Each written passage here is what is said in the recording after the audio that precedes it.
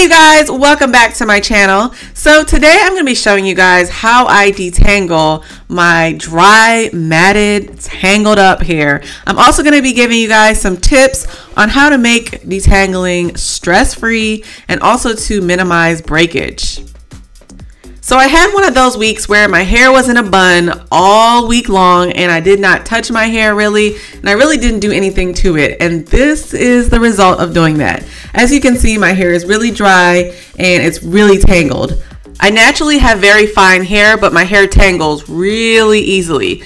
And so I'm gonna go ahead and show you guys how I get my hair from looking like this to this where I can detangle it very easily, and then I can go ahead and style it. So let's get started. Like I said, I'm going to give you guys some tips to make this process a little bit easier. The first thing you want to do is section your hair. You want to work in sections. I'm going to be using my fingers and I'm going to gently part my hair. It doesn't have to be perfect, but I'm going to part it into 4 sections. You can choose to do more sections if you have bigger, thicker, more hair than I do. I don't have that much hair, so I usually keep it in about 4 sections. So for most of this video, I did not speed up the clips. I kept it in real time so you guys can get a really good idea of how I actually detangle my hair and how I get rid of knots. As you can see right there, this is going to show you exactly how I do it. So one thing I really like about sectioning my hair is that 1, it leaves me with my sanity, and 2, it really allows you to concentrate on detangling your hair instead of getting frustrated, because we all know that detangling sometimes can cause some frustration.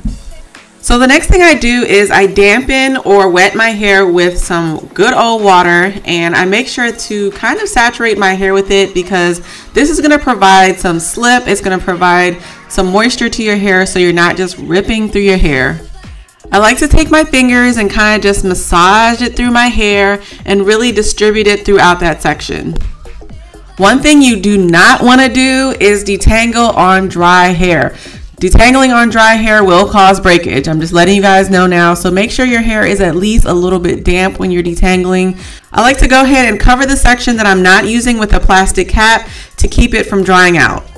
Now I like to use a conditioner that has tons of slip, and of course I'm going to be using my Lush deep conditioner. It smells amazing, and of course it is thick and it's creamy and it glides right through your hair. So that's what I'm going to be using. You can use whatever you would like. I would recommend this one if you haven't tried it because you can use it as a deep conditioner and as a detangler. It's like a 2-in-1 product. Now after you applied your water and your conditioner, you want to go ahead and start by finger detangling. I like to do this before I use any type of tools because when you use your fingers, you can really start to feel the tangles and all the knots that's in your hair that you can't typically feel with a comb. So I like to just go through the section and just feel for any tangles, kind of pull them down gently. And then whenever you have a knot, you can easily separate the knot. Or you can cut it out depending on how severe the knot is. But as you can see here, I did find a knot, and I'm just going to use my fingers and gently take out that knot.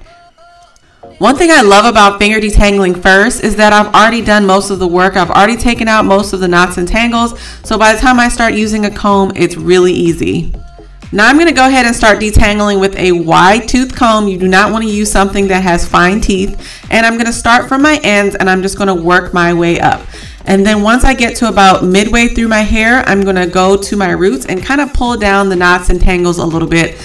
That way I don't put too much stress on the ends of my hair. You also want to take your other hand and hold your hair taut and just gently pull the knots down all the way till you get to the ends. That is tip number 6. Definitely be gentle when you are detangling your hair. You need some time, you need some patience, but you want to be gentle. After that, I'm going to go ahead and just use a Denman brush. You do not have to use this brush, but I like to use it sometimes to clump my curls together. And as you can see right there, my curls clump together. And this is perfect if you're doing like a wash and go where you want your curls to kind of clump together. But you do not have to use a Denman brush. You can end right there at the wide tooth comb, or you can even stop at finger detangling. It's really up to you. Then I like to go ahead and twist my hair to keep it in sections so that I can move on to the next section. Like I said before, my hair is really not that thick, so there's certain parts of my hair that are easier to detangle, such as the front.